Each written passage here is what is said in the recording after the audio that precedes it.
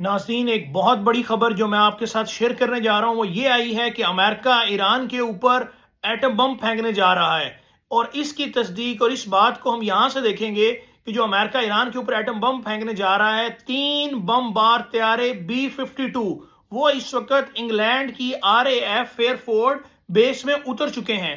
3 अमेरिकी बमबार तैयारे F-52 Fairford base में उतर चुके हैं इंग्लैंड में।